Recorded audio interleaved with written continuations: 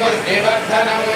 दुर्वारतमिव बन्धनां मृत्योर्मुक्षीयमामृतात् धारां तदाधरिजां नित्यपुष्टां करेशिनीम् ईश्वरीकं सर्वभूतानां दामियोपक्वये श्रियम्